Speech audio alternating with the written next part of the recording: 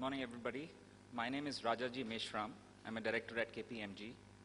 And let me start by saying that I'm feeling very honored and privileged to be a part of this August gathering today. And it's my honor to share the dais with such eminent people. I started my career in the railways. I belong to the mechanical department of the Indian Railways. And I served for 6 years there. And post that, I did my MBA and quit. And these are exciting times for the railways. A lot of things, there's a lot of expectation, there's a lot of things in the air, a lot of marquee projects are being talked about.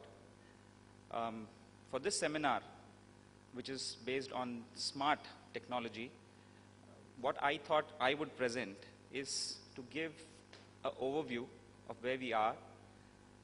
As Mr. Radhakrishnan rightly said, he talked about speed, he's talked about public-private partnerships and getting investments in by the FDI.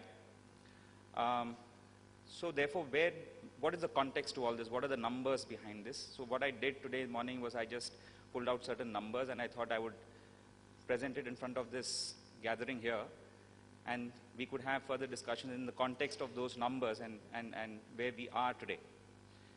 So let me start with some of the numbers, and then we can have what those numbers mean and therefore what does it imply for us. What does this slide show you? This slide shows you the gross revenues of the railways. Right now it's somewhere around 140,000 crores.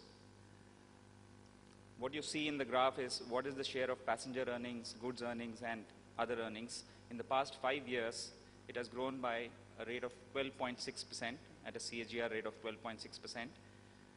As compared to 2007-2008, this revenues has grown 2 times. And why I'm talking about 2007-2008, I'll come in one of the slides further down. What the slide on the right, the graph on the right shows is that the composition of this earnings has remained more or less the same. The bread earner, the main bread earner for the railways has been goods traffic. So it's 64%, and the ratio is the same for all these 5 years. So that's a point to ponder on. These are the only revenue sources, or are there others also that can be tapped into? What does this slide show you? The slide shows you the rate at which the freight volumes have grown. We are a part of the billion tons club. Very proud to be there. The earnings, as you saw, has increased at 12.6%. The freight volumes have been increasing at 4.3%. But when you look at another parameter, which is what is the average lead for freight, that's going down. KPMG recently did a very large project for the Ministry of Coal, which looked at coal linkage rationalization, because the various power plants and the coal mines in our country are not linked in the most optimal manner. It's not done in a way in which you reduce the logistics cost, and KPMG did a study, and logically a mine which is closer to a power plant needs to be linked to that. So in case such things happen, then the average lead is going to go further down. So this is an implication for the railways. This is going to have an implication on the top line and what railways earns. So that's an important point to note. What does this slide show you? The 2 slides have 2 parameters, and they exchange on which one is on the top and which one is at the bottom. The one on the left shows you what's the growth in the passenger kilometers. Okay, that's growing at around 6%. The graph at the bottom shows what's the growth in the net ton kilometers. That's growing at around 2%. The graph on the right shows you what's the earnings of the railways from per PKM or per NTKM. The passenger rate is at around 31.5 paise per PKM, and the freight is 137 paise, 1.37 rupees per NTKM.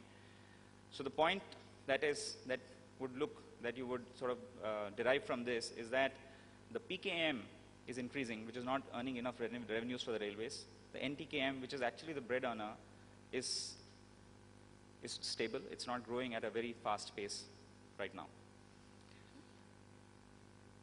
And the last slide here what it shows is that while the revenues increased at around 12.6%, the working expenses increased at around 12% in the past 5 years.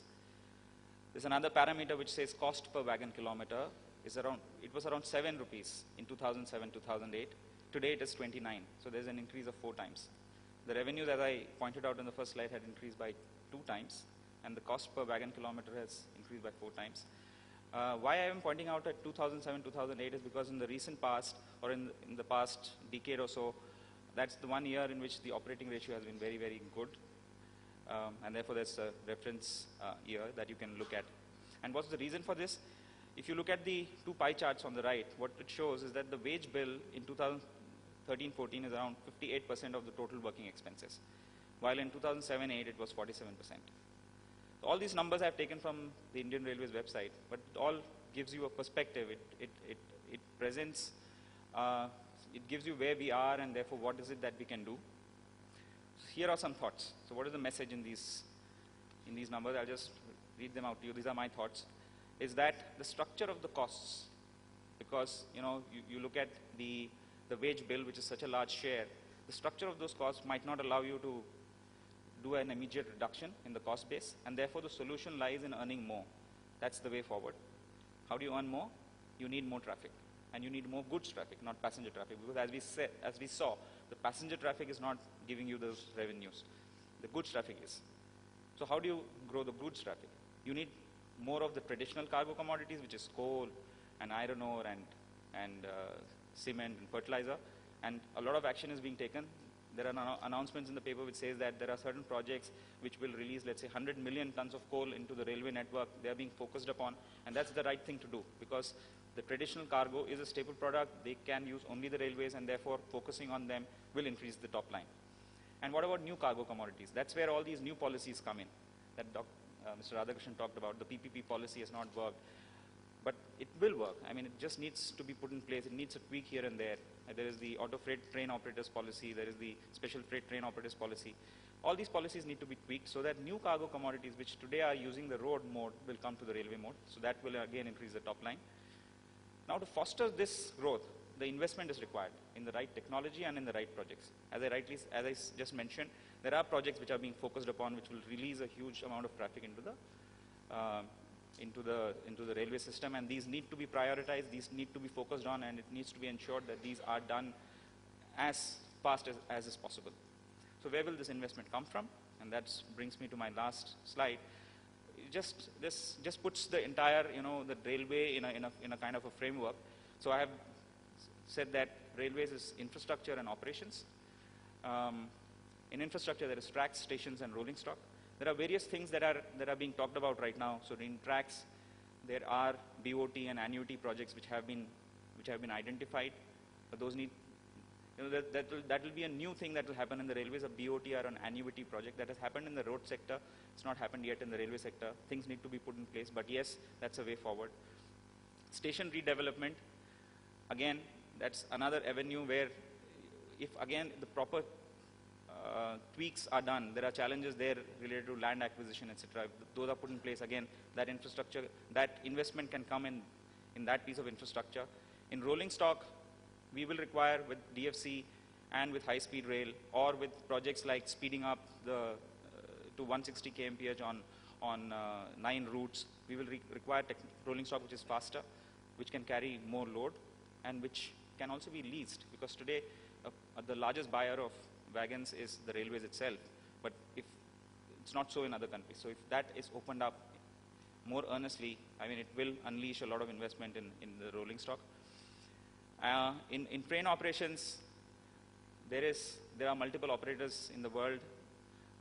In the UK, as everyone knows, there are train franchises that the government doesn't operate trains. So those are things that will slowly evolve, will need to evolve in the Indian context.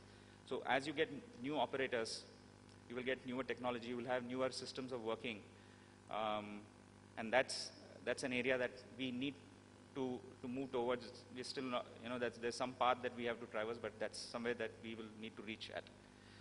So to close my presentation, what I've said is that we need smart allocation of resources and smart technology, and I think that's the way forward for the railway sector in India. Thank you.